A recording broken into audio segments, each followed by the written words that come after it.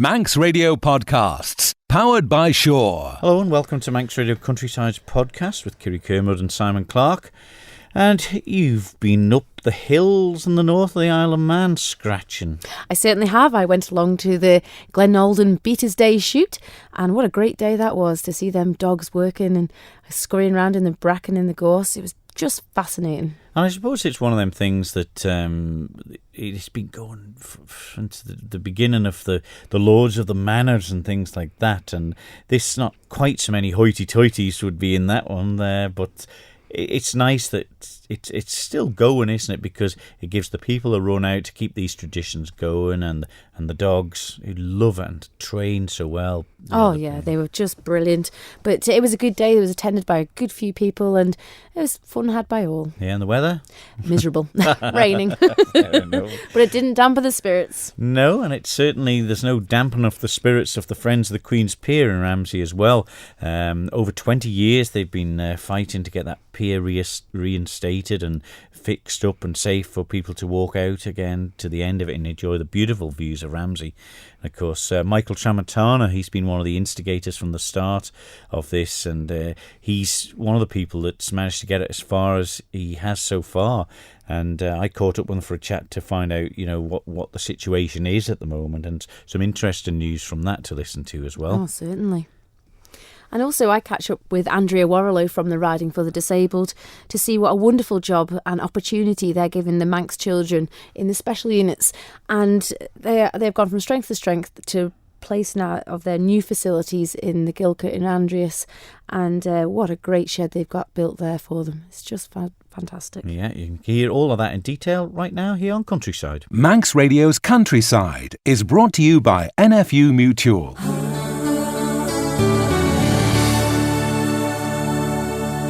Well, Kiri, the other week you were out with the Bloodhounds, good old country event that's been going many, many years now, and you were out this time at an event up the north. Yes, I went up the north to Glen Alden to their annual Beaters Day shoot, and I caught up with some of the people involved with the pheasant rearing and the dogs.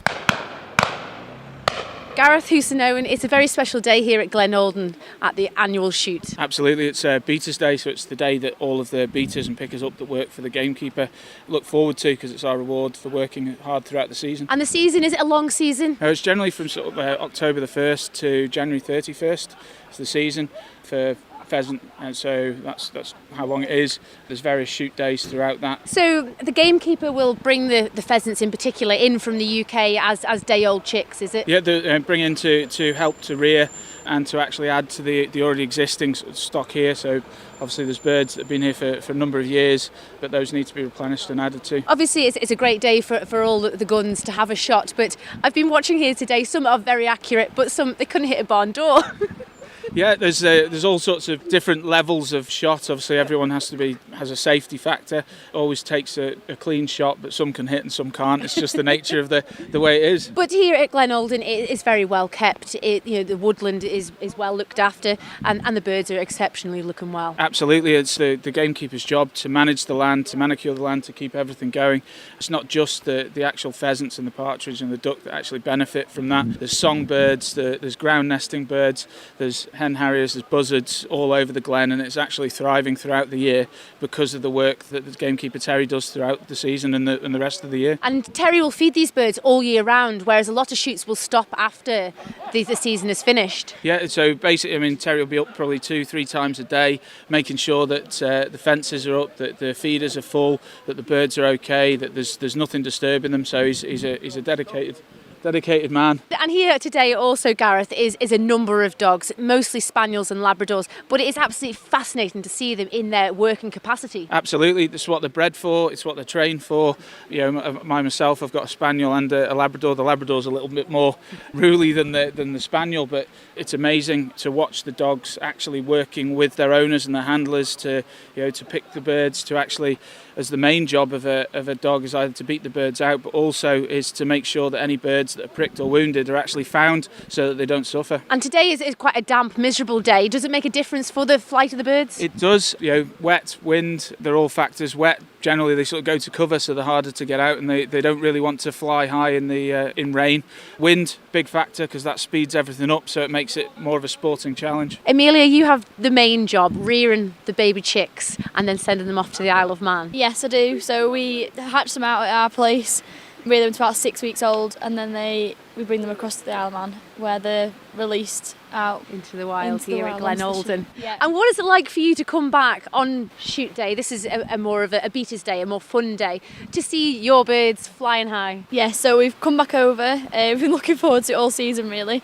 I've been telling everyone about it because it's one of the best shoots we've actually been on this year. So birds released, it's good to see them fit and healthy back out where they belong, doing what they do best, really. And are they genetically bred for, today they were flying very, very high up across the gullies and the valleys. Is it genetics that you've made these birds like this? Partly and partly not. We use obviously wild strains of birds to keep the strain going, and then obviously Terry puts them out here where they really flourish into that environment and they really get to the best that they can be here. Is it something to see a bird one year and then it can survive and outrun the guns most years? Is this something like the wild streak coming out in them? Yeah, it is. It's something that you can't put into something. It just comes out with the best environment that they're in, really. Mandy, you're here today for Beaters Day with 2 of your spaniels. I am. I've got 2 of them. One Radar, the other one Conquer. One's 6 years old, the other one's 4. And are they enjoying their day out? Oh, they love it. It's the best days of their year. They absolutely love coming. This is their job. This is what they're bred for. And it's the biggest parties for them. So they really love it. But people that take them on as pets, it must be an absolute nightmare. Well, I've done it myself, and this is how I got into this. I had one for 15 years, and he was a little nuisance. And I did want another spaniel because they're the most affectionate dogs, but he had to be trained to do something and had to have a job. They really need one, so yeah. So you took them to dog obedience class, or did you work it yourself? Bit of a combination. I got in touch with Isle of Man Gun Dog Club, which is not here anymore, and I got a couple of good books, and then as time went on I met quite a few people and they helped me along the way, so that's how I started. And yeah, it's been a few years now, so you don't need to do that anymore. So. And they're very obedient to the whistle. You only have to peep that whistle only slightly and they are to your heel again. They're reasonably well behaved. They're not always perfect. Spaniels never perfect. They do say Labradors are born half-trained, Spaniels die half-trained, and that is quite true. But you've brought your Labrador here also today, but he's only a puppy yet. Yeah, he's only just over, well, he's coming up 2 now. He has had a few days doing the picking up, and he's really enjoyed it. He's been really well behaved for me, so I've had no worries or hassle out of him, so he's a good young dog. Today it's obviously for the beaters, it's a fun day out. Compared to the rest of the season, is it quite intense? It is more relaxed today. People are just having their day out. They've worked all year for this and they're enjoying themselves. When the normal guns are here, it's a slightly different, more serious kind of day. And they pay a lot of money, the guns, and we do a job, provide a service. And your dogs, they will retrieve the birds that have fallen into the bracken and the briars and such. Like, how does it affect them? Do they notice, or does it put them off going in the bushes? Oh no, they live to get into all the bushes and rabble about. That's what a spaniel loves to do. They like to be in the thick of it and all the action, water, rivers. So no, they're not put off by it at all. And they will carry the bird back to yourself? Yeah, they always carry back to usually the owner nearly every time. Some of them will have a little take off with them, but on the whole, no, they're very good and they will come back with their bird or with their retrieve. And they've got a great sense of smell. They'll spot this bird out maybe 100 metres away from where it was shot. Yeah, spaniels don't tend to see the same way. They're nose to the ground and they pick a scent really quickly.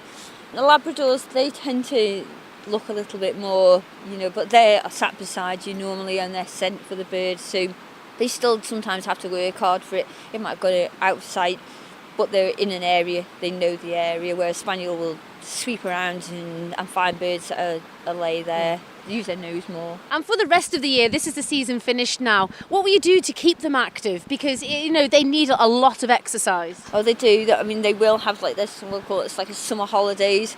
Still try and keep up with a bit of training, try and keep them reasonably fit. So A lot of the summertime you do like tests, you can do tests, so you can work with dummies, the canvas dummies. It just entertains them for that time. Yeah, plenty of messing around in the water. And gets you out in the countryside as well. Oh, absolutely, yeah. It's great to be outside and get the wind in your sails. That was Gareth Hooson-Owen, Amelia Trelfall and Mandy Kermode. One of them events, again, Kiri, which it's been going hundreds and hundreds of years, isn't it, from the Lord of the Manors, who had a bit of land with the woodlands and things like that, and I suppose used to be a bit of a jolly for the boys, but now all seems to have been took out that it's exercise for the people involved, because they're walking in bits where they wouldn't normally be walking, I suppose, and the dogs, great, and the dogs are so wonderfully trained, aren't they? It's magnificent they really listening to how they respect what the dogs can do, isn't it? Well, this is it, and the dogs are so well trained, and just one whistle, one command, and they do exactly as they're asked. But to see those dogs in their working capacity is incredible, because you often see them in the street as a pet, but to see them actually hunting and doing their job, it's a natural job, isn't it? Lovely. That's what they are. You never get that out of a sheepdog. No, one whistle and they're going to do as they're told. Never. Not a chance. Well, the Queen's Pier, Kiri, have you ever been on that? Or was it closed? It was closed, yeah. I've been up to the gates a few times, but it wouldn't let you in. No, it would be a fine sight in its day, I would have thought. Yeah, well, I've been lucky enough to be when the little train was going out to the end, where the cafe was on the end and stuff like that. And I sort of remember we used to walk on it occasionally as well. Wow. I was very young, of course, in of them course. days. But for many, many years, the Friends of the Queen's Pier have been, hounding really in a way to try and get some backing to restore that wonderful pier to get it back into some sort of use again. Michael Tramontana, he's been one of the founding members, I think, over 20 years with the Friends of the Queen's Pier group. I went along to have a chat with him to find out how things are going in respect of getting a full restoration for the pier. Well, the Queen's Pier is now on a very sort of different stage. We are at the stage where we have two societies, both with the same aim of restoring the pier. The new society, which is called the Queen's Pier Restoration Trust, in the last couple of years they have made a tremendous progress. So much so that now we have a situation where people don't know which to support. And because Tom Durant, who has been the leading lights in that, is done so well, and because I believe in him tremendously and I give him my 100% support, I come to the conclusion with my committee that the Friends of the Queen's Pier should more or less merge with the Restoration Trust so that people can see that we have one aim and not being two separate society pulling in different directions. So, because the Restoration Fund aim is to restore the pier through the donation of money from people local and away and from other sources, whilst the aim of the Friends of the Queen's Pier was to put pressure on government, because those two things now are changed, it's logical that we, the Friends of the Queen's Pier, should move out and give all the support to the Restoration Trust. And so, as soon as the Restoration Trust gets the lease, the 5 years lease, because this is very, very important, they need the lease in order to start the process of restoring the pier. So I urge the government to get on with it, because after 22 years, people have been waiting and waiting, and now we are prepared to do it ourselves. All we need is the blessing of the government, and off we go. So I've been told that March is the time when the government will give the lease, 5 years lease. The moment they get the lease, work should start, and people like myself, we give 100% support to the Queen's Pier Restoration Trust. We give them support with our hands and our pockets, so that gradually the pier can go back to its beautiful era, and we, the people of the Isle of Man, all can get pride and pleasure in its refurbishment of it. It must be fairly frustrating as an artist who's painted many pictures of it in your lifetime. It would be nice to paint a picture of it half restored or fully restored. Yes, more than that, I think the pier is such an intrigued structure. It's such a wonderful structure that is so big and so important that I always felt that it's almost criminal not to repair something of such importance and just let it rot away, knowing very well that the moment it rots away, it will cost us more than actually doing it up. So it doesn't make any sense. And the pleasure that pier and the pride that can give to every single member of our island and people who come from across, because I know for sure that was going to happen. I just can't wait to see the beginning of this work. And I'm sure everybody will do what they can to support it. It's really, really important for the Isle of Man future in the tourist trade. It will be a really big catch for us. When you look back, though, 20 odd years you've been involved in this, Michael, and if you hadn't have set up the Friends of the Queen's Pier, it probably would have been gone. Well, that was the reason why we set it up. We set it up because the government at that time had made up their mind that they were going to take it away.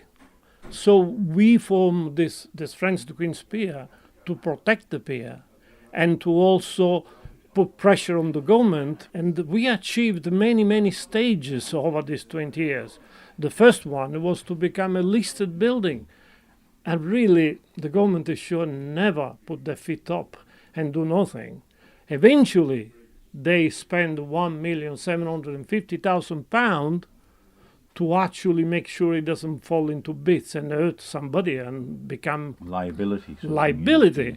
But if the government and the people were in government years ago had that vision, it would have cost half the 1.7 million and we would have enjoyed it for the last 10, 15 years. So again, the longer you leave anything, whether it's your house, roof or anything, the longer you leave, if you're going to do it, it's better to do now than keep waiting and increase the cost and the people, the pride of having such a wonderful building restored. You're no stranger to the Isle of Man now, Michael, right? Well, I am very proud to come to the island and spend 50 years. I got 2 beautiful children. I have a Manx wife. I have 6 lovely grandchildren.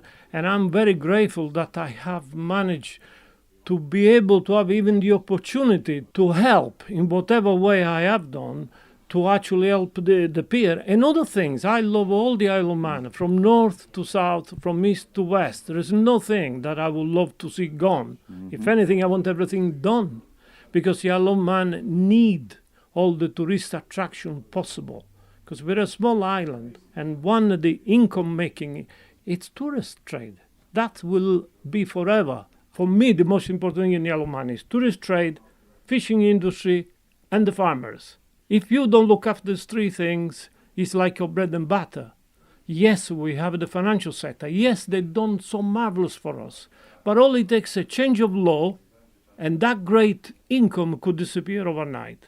Instead, if we will look after our fishing industry, our farming industry, and our tourist industry, they will always pay back. Michael Tramontana there from the Friends of the Queen's Pier, and I suppose some interesting news there that he was telling us, and some sad news in some ways, but like as Michael said, they want it to be focused on one particular area so people know where it's going now. They've done their job, keeping it in the news and getting some government backing and things behind it, and some other backing, outside backing. And now it's left to the hands of the people now who can hopefully get everything behind it and get the pier structurally safe.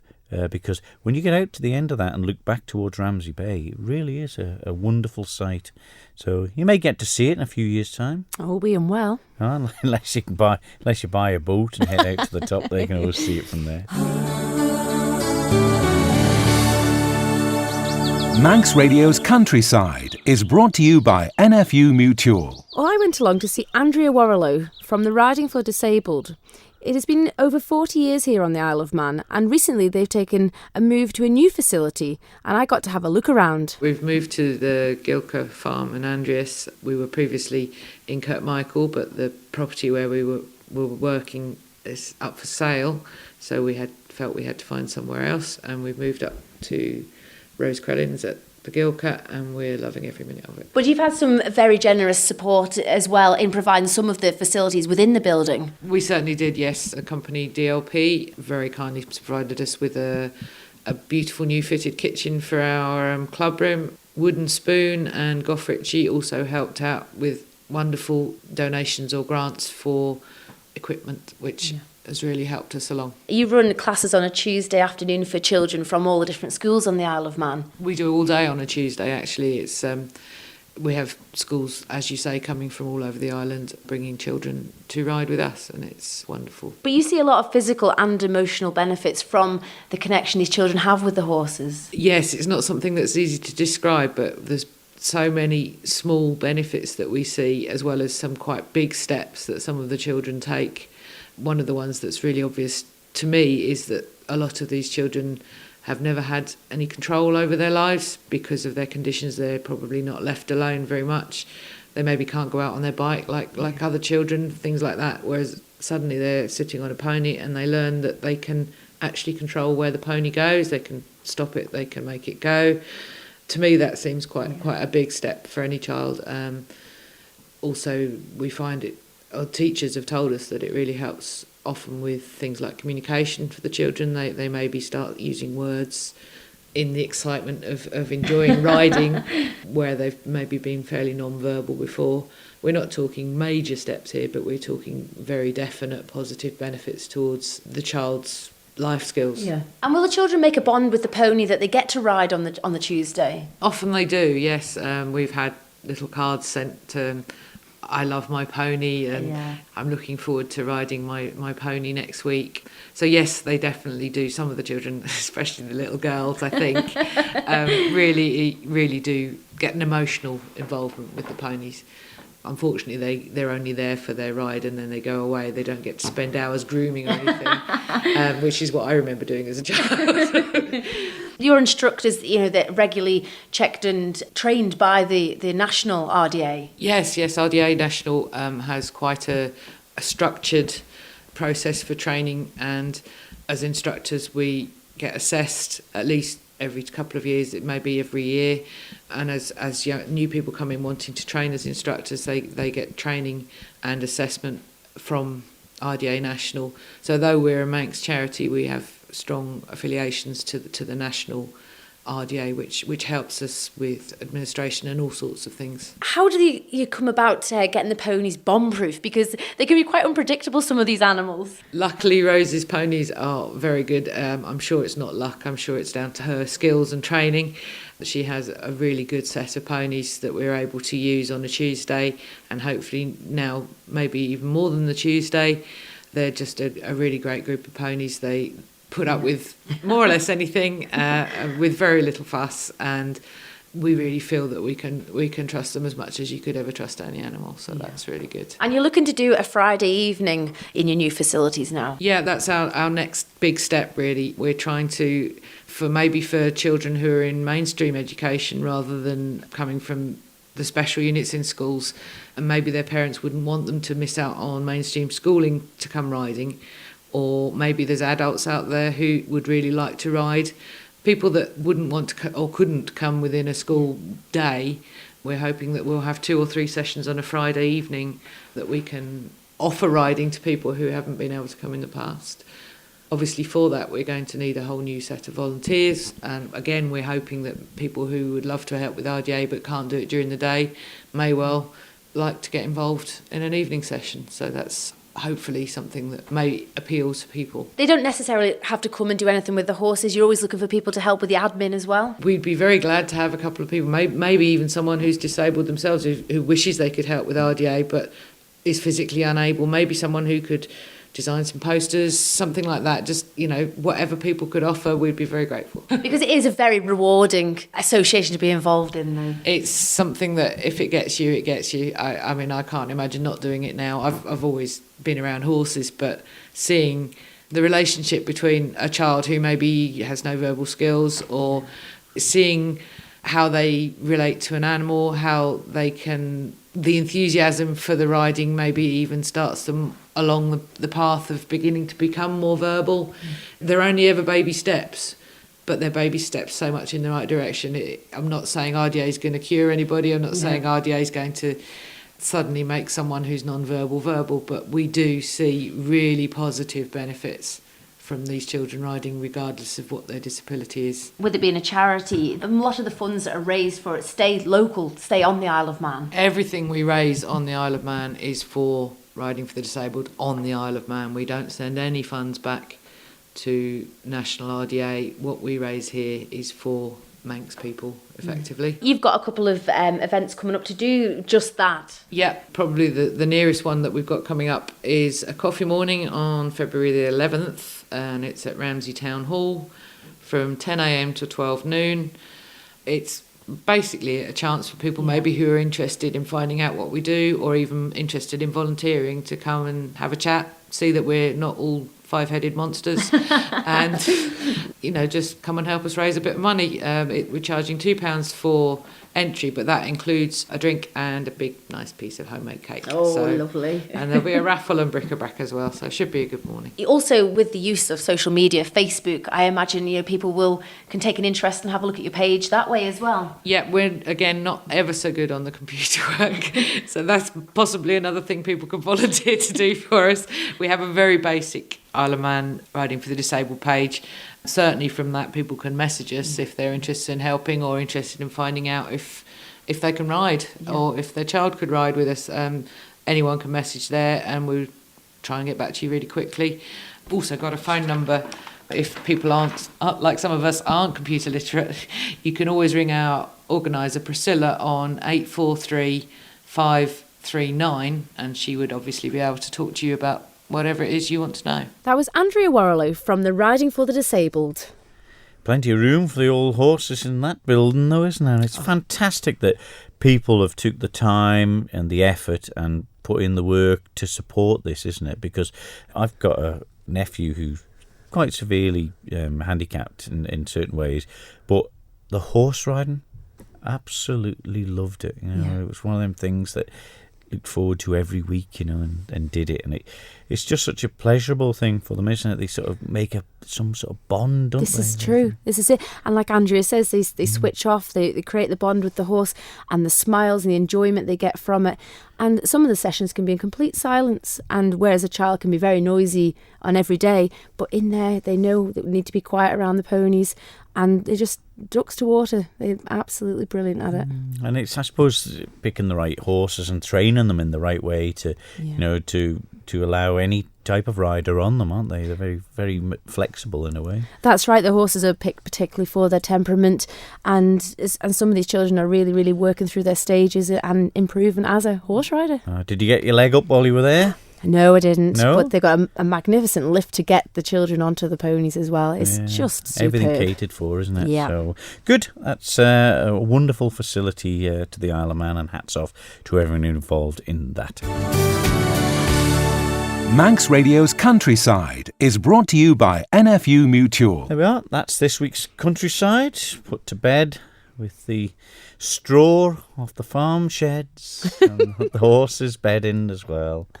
Good one about the riding for the disabled, isn't it? That's wonderful news there. And that piece about the special lifts now, because it takes all the stress and worry, I suppose. It must be a worrying job, even watching it.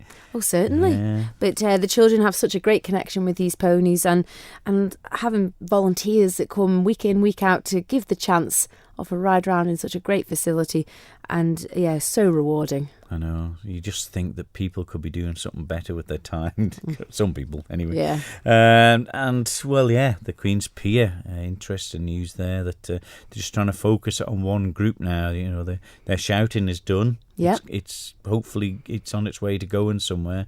And, let's just wait and see Watch when this it space. can go. And, so, all right, we'll leave it there for this week's Countryside. We'll be back next week with more. So until then, from me, Simon Clark. I'm Mika Kermode. We'll see you then. Ta-da. Bye-bye. Don't sit in the slow lane. Join the fast lane right now with Shaw's all-new Superfast Plus broadband. Enjoy more bandwidth, amazing speeds and the best value on the island from just £23.95 per month. So don't be left behind. Get a piece of the high-speed action with Superfast Plus broadband from Shaw. For details, visit our stores in Douglas, Ramsey and Port Erin or click shaw.com. Love being Shaw. Terms and conditions apply.